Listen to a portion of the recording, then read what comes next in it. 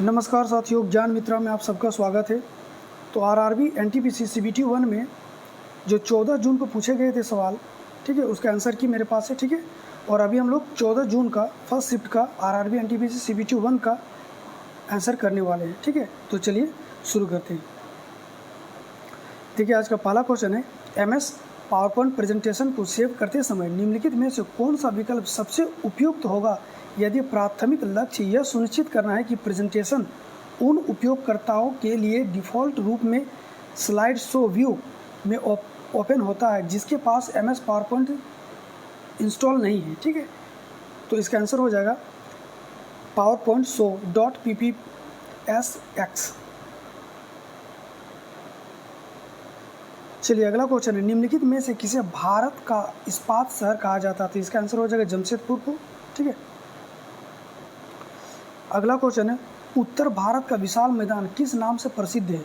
तो उत्तर भारत का पूछा गया है, तो इसका हो जाएगा सिंधु गंगा ब्रह्मपुत्र का मैदान, ठीक है।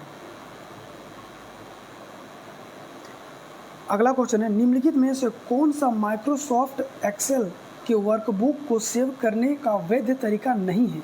तो वैध तरीका नहीं है। देखिए, फाइल को हम लोग सेव क्लिक करके हम लोग कर सकते हैं, फाइल को सेव एज करके कर सकते हैं और Ctrl+S करके भी कर सकते हैं, लेकिन फाइल को अगर हम लोग क्लोज का उपयोग करते हैं तो वो बंद हो जाता है, ठीक है। ठीक है, अगला क्वेश्चन है, परमहंस सभा की स्थापना कब की गई थी? तो परमहंस सभा की स्थापना कब की गई थी? 1849 को। अगला क्वेश्चन है, भारत में महापंजीक एवं जनगणना उपायुक्त कार्यालय के अनुसार 10 मिलियन से अधिक जनसंख्या वाले शहर को किस प्रकार की शहर या बस्ती के रूप में वर्गीकृत किया जाता है? ठीक है, इसका आंसर हो जाएगा मेगा सिटी। नेक्स्ट क्वेश्चन है, भारतीय संविधान का कौन सा अनुच्छेद हिंदी के प्रसार और विकास को बढ़ावा देता है? तो इसका आंसर हो जाएगा अनुच्छेद 351, ठीक है। नेक्स्ट क्वेश्चन है, 1820-21 में किस जनजाति समूह ने झारखंड के पश्चिम सिंहभूम जिले के रूप में जाने जाने वाले क्षेत्र में अधिकारियों के खिलाफ विद्रोह का नेतृत्व किया, जिसके बाद अंग्रेजों ने दमन कर दिया? ठीक है, इस विद्रोह का दमन कर दिया था। इसका आंसर हो जाएगा हो विद्रोह, ठीक है। हो जनजाति ने किया था, ठीक है, और इस विद्रोह का नाम था हो विद्रोह, जिसको कोल विद्रोह भी कहा जाता है, ठीक है। अगला क्वेश्चन है, रामगुप्त की विधवा का क्या नाम था जिसने चंद्रगुप्त द्वितीय के शक राजा को हराने के बाद विवाह कर लिया? तो इसका आंसर हो जाएगा ध्रुव देवी।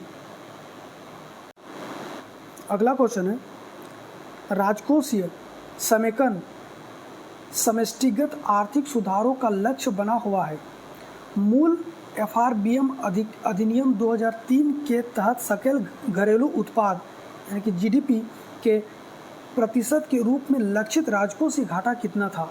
ये आपसे पूछा गया था, इसका आंसर हो जाएगा 3%। नेक्स्ट क्वेश्चन है, जनवरी 2025 में नामदफा टाइगर रिजर्व में एक कैमरा ट्रैप ने 12 वर्ष बाद एक हाथी को कैद किया, जो किस भारतीय राज्य में हाथियों की उपस्थिति का संकेत देता है? तो इसका आंसर हो जाएगा अरुणाचल प्रदेश, ठीक है। नेक्स्ट क्वेश्चन है, किस ऑपरेटिंग सिस्टम के भीतर virtual file system VFS layer का उपयोग करने का प्राथमिक लाभ क्या है? ठीक है, इसको पूछा गया था प्राथमिक लाभ क्या है? तो इसका आंसर हो जाएगा एप्लीकेशन को विभिन्न फाइल सिस्टम तक पहुंचाने के लिए एक सुसंगत इंटरफेस प्रदान करना, ठीक है।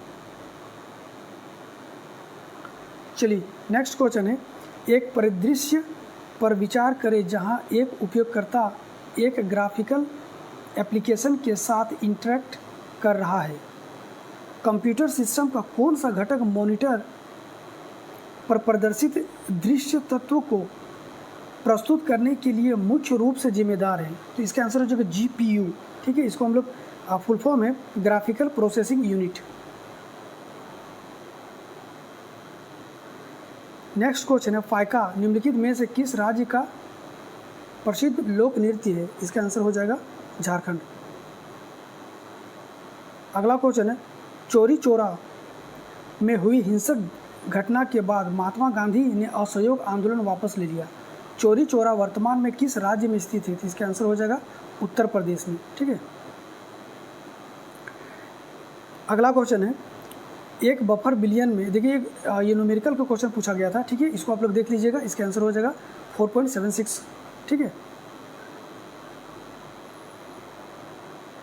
अगला क्वेश्चन है, जनवरी 2025 में निम्नलिखित में से किसे केंद्रीय रिजर्व पुलिस बल CRPF का महानिदेशक नियुक्त किया गया? ठीक है, तो नए महानिदेशक किसको नियुक्त किया गया?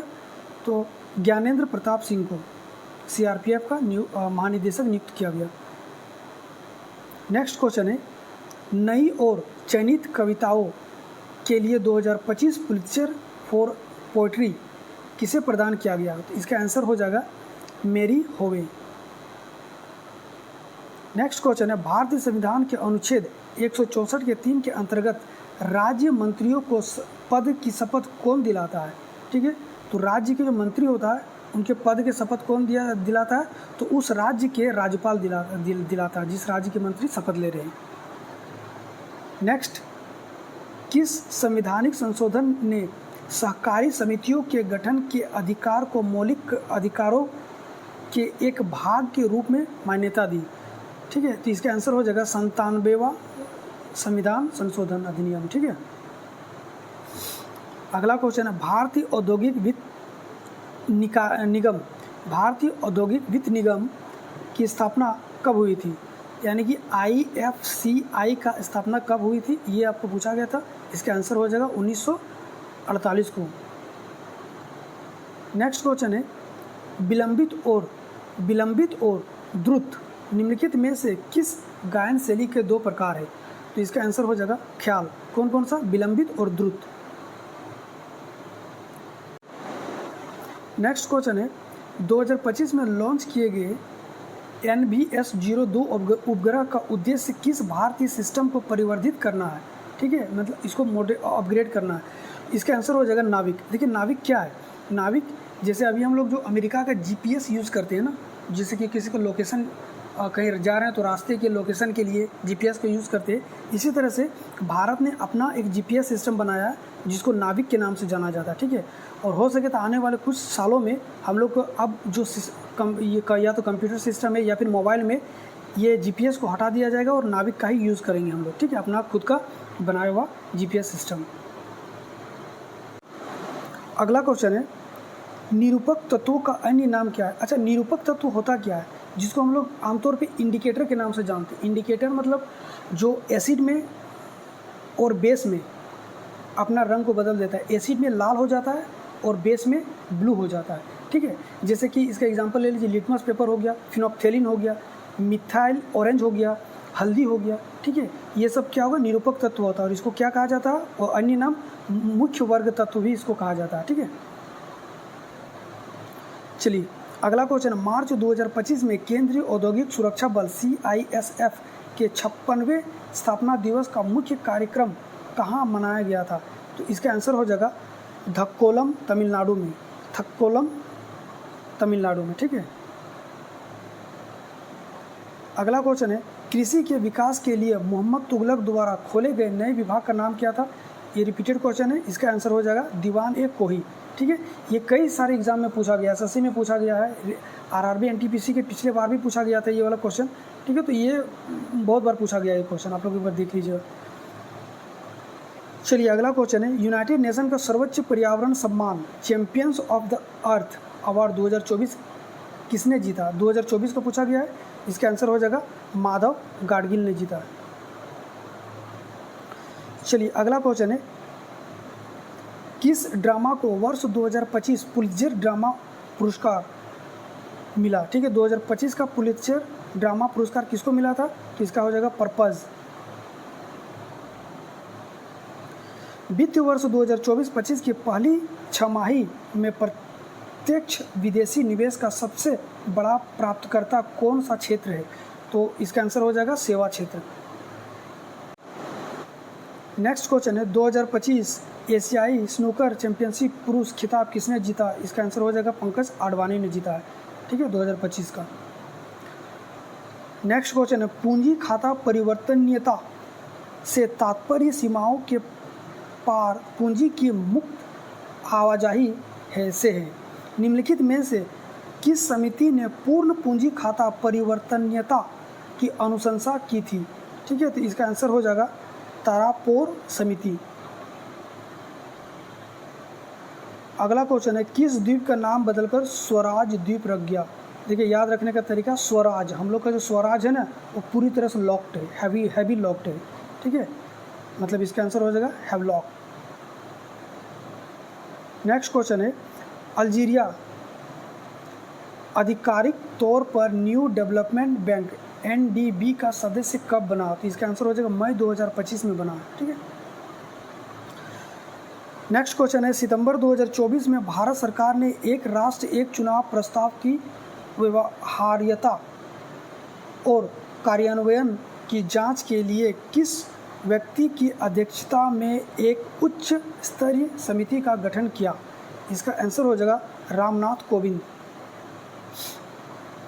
नेक्स्ट क्वेश्चन है, 1950 के दशक से पहले संरचनात्मक अध्ययनों के लिए इंटैक्ट DNA को पृथक करने में असक्षमता मुख्य रूप से किस आणविक विशेषता के कारण थी?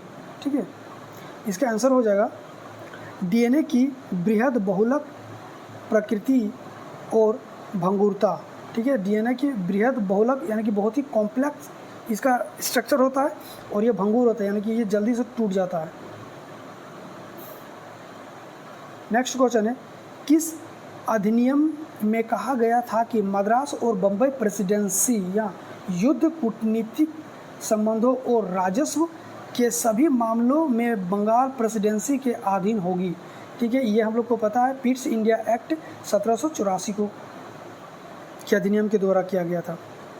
चलिए, अगला क्वेश्चन है, निम्नलिखित में से कौन सा विकल्प भारत में पंचायती राज व्यवस्था के 3 स्तर यानी कि 3 टियर को सटीक रूप से निरूपित करता है? तो ग्राम स्तर पर ग्राम पंचायत होता है, ब्लॉक स्तर पर ब्लॉक समिति होता है और जिला स्तर पर जिला परिषद होता है। ठीक है, तो ये इसका 3 स्तर होता है या फिर टायर बोल दीजिए। नेक्स्ट है, औपनिवेशिक शासन के दौरान खाद्य फसलों की तुलना में वाणिज्यिक फसलों को प्राथमिक दी गई थी।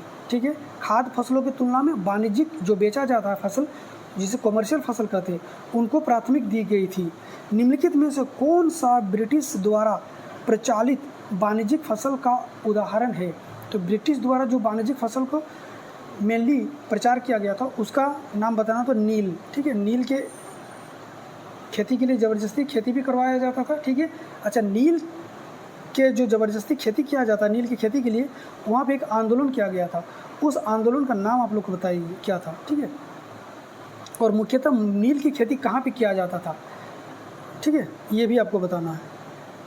नेक्स्ट क्वेश्चन है, फरवरी 2025 में भारत सरकार ने पश्चिम अफ्रीकी देशों में अपनी दुरुपयोग और संबंधित स्वास्थ्य जोखिमों पर चिंताओं के कारण किन 2 ओपियोइड दवाओं के निर्माण और निर्यात पर प्रतिबंध लगा दिया? ठीक है, इसका आंसर हो जाएगा टेम्पेटाडोल और केरिसोप्रोडोल।